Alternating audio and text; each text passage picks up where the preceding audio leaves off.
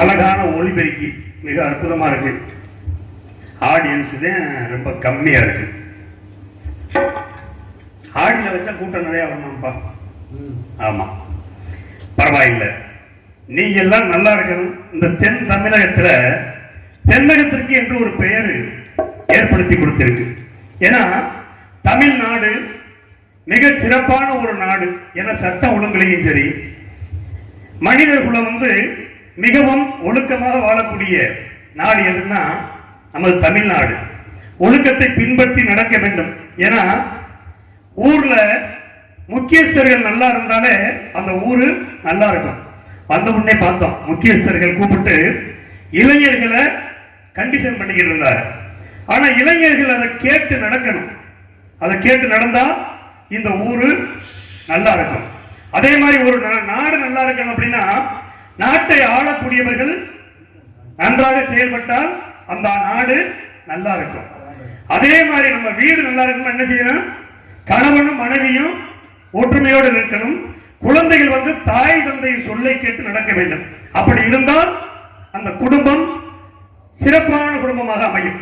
அதுபோல தென்னகத்திற்கு என்று ஒரு தனி சிறப்பு. ஆகையினாலே தென்னகமா இந்த திருநாட்டில் கடல் நடத்து குடகுமலை கனிவயத்தில் கருமாயி தலை காவிரி என்னும் காவியிடம் உருவாகி ஏர்வீழ்ச்சி காணாதிருக்க சிவசமுத்திர நீர் வீழ்ச்சி எனும் பேரில் நீண்ட வரலாறா வண்ணமும் பாடி ஒரு வளர்த்தென்றல் தாளாட்ட கண்ணம் பாடி அணை கடந்து ஆடதாண்டும் காவிரி பேர் பெற்று அகண்ட காவிரியாய் பின்னடந்து கல்லறையில் கொள்ளிடத்தில் காணும் இடமெல்லாம் காவி பெருகி வந்து தஞ்சை வளநாட்டை தாயாகி காப்பவளாம் தனி கருணை காவிரி போல் செல்லுமிடமெல்லாம் சீர்திருத்தி பேர் பெருக்கி கல்லும் கனியாகும் கருணையால் எல்லோருக்கும்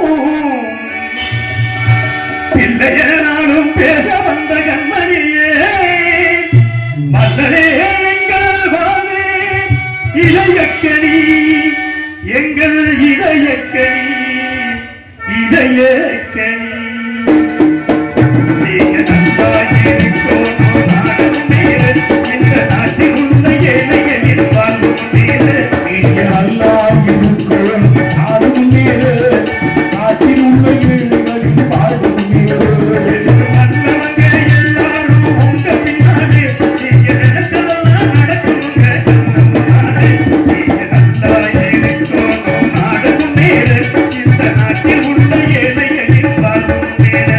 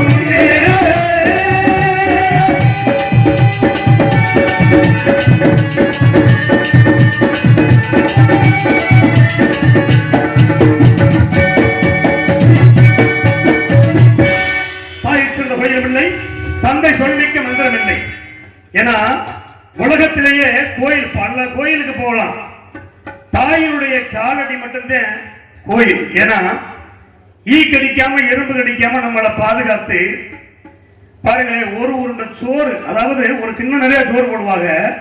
இந்த சோறெல்லாம் குழந்தை திண்டு முடிச்சிருவேன். கடைசியா ஒரு உருண்டை சோறு இருக்கும். அந்த ஒரு உருண்டை சோறை தின்ன மாட்டேன் சொல்லி அவனை வந்து விரட்டிக்கிட்டே பின்னாலேயே போய் இந்தப்பா இந்த ஒரு உருண்டை சாப்பிட்டுறா, உனக்கு முட்டாய் வாங்கி தரேன், ஐஸ்கிரீம் வாங்கி தரேன் அப்படின்னு சொல்லி பிள்ளைய எவ்வளவு தூரம் அவனை வந்து தாசா பண்ணி அந்த சோறை ஊட்ட முடியுமோ அவ்வளவு தூரம் அந்த கடைசி உருண்டை ஏன்னா பின்னாடி போயிட்டு போதே கீழே நாய்க்கு போடலாமே. தாயினுடைய மனசு அப்படி. ஆனா பிறகு பிள்ளைங்க என்ன பண்றாங்க தெரியுமா? வீடு பெரிய பங்களா கட்டுவாங்க. அன்னை இல்லம்னு வீட்டுக்கு முன்னாடி எழுது. ஏன்னா ஊருக்காக பெருமை, ஊருக்கு பெருமை தேடுறதுக்காக அன்னை இல்லம் அப்படின்னு வீட்டுல பேரு.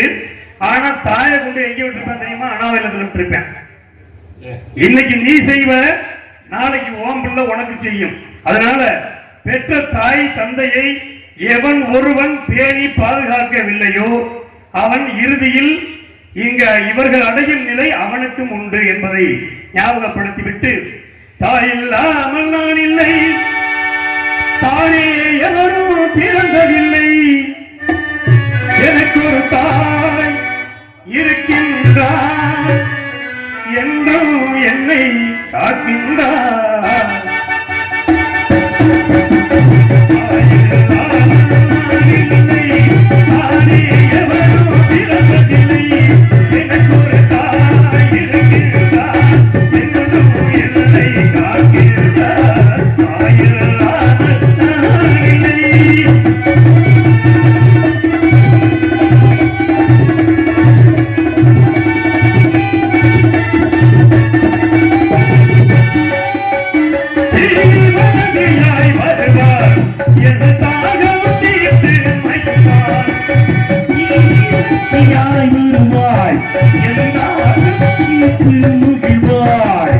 அவரினை கொடுப்பால் தருமத்தை வளர்ப்பால் தரணியிலே வளர்த்தே திருவாள்.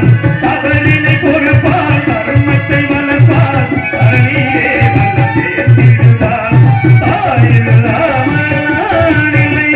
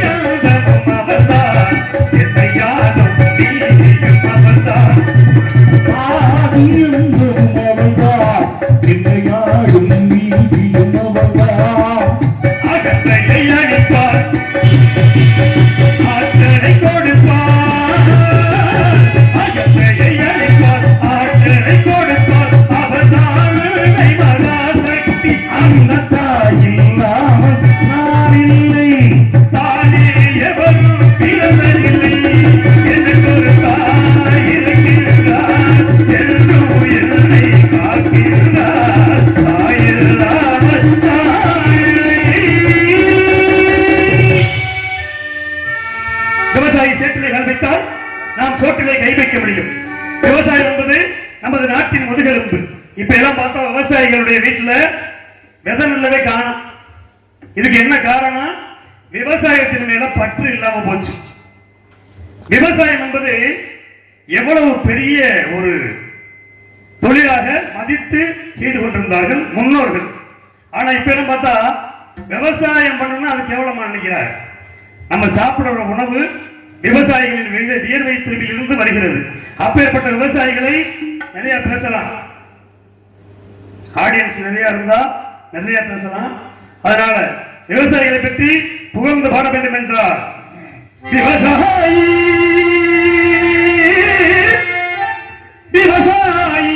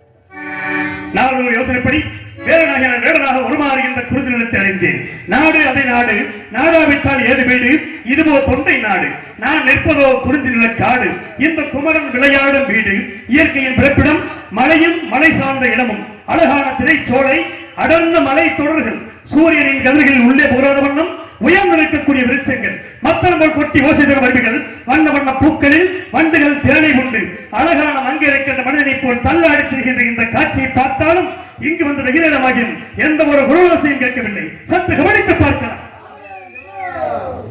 ஆரோலம் சோ என்று வல்லியாகப்பட்டவர் பாடுவதை பார்க்கும் பொழுது வட்ட நிலவுக்கே ஒப்பிடலாம் போல இருக்கிறது என்ற அழகு தேவதையை. அதனாலே நிலவு ஒரு பெண்ணாகி உழவுகின்ற நீரவைகள் இடமாறி நீந்துகின்ற குழலோ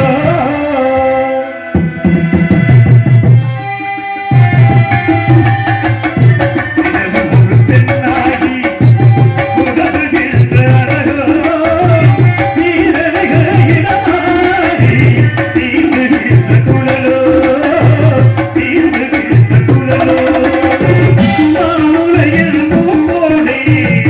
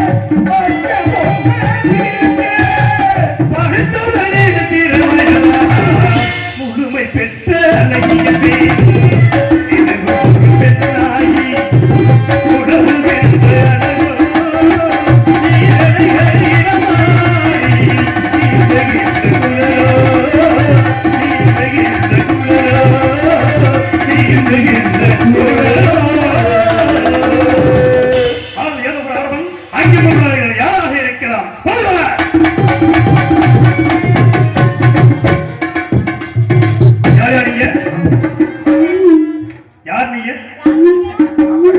ஏய் மாப்பிள்ள, சின்ன வயசுல பார்த்தது. மாப்பிள்ள நல்லா இருக்கியா? சரி மாப்பிள்ள, என் தங்கச்சி. உங்க தங்கச்சி? என் தங்கச்சியா? நீ கூட்டிட்டு வரும்போது இல்லையா என் தங்கச்சின்னு? கருவண்டு நீங்க விட்டுட்டு போனீங்க. கருப்பு தாயா உலகத்துல. ஏண்டா ஈரஜாவா இங்க மாதிரியா? ஏய் இது என்ன 11 மணிக்கு ஒரு மாதிரி வச்சு போற மாதிரி இருக்கு இந்த பிள்ளை. அந்த பிள்ளையானது ஒரு மணி நேரம் நின்று பாருங்க, வேற மாதிரி இருக்கு. கருப்பு வந்து எம்எல்ஏ பெருமையா இருக்கு.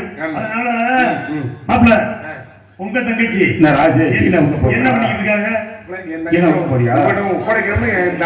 அப்படியா? உங்க தங்கச்சியை கூப்பிட்டு என்கிட்ட ஒப்படை சொன்னீங்களா?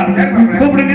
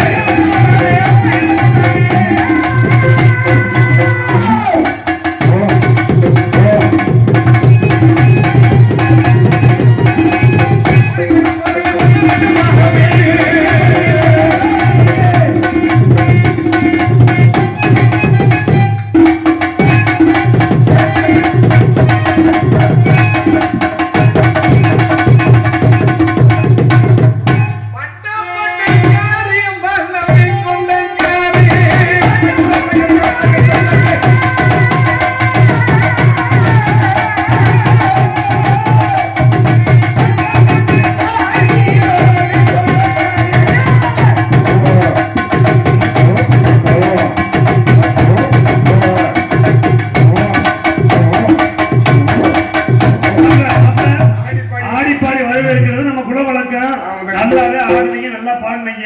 இப்போ உங்க தங்கச்சியை கூப்பிடுறீங்களா?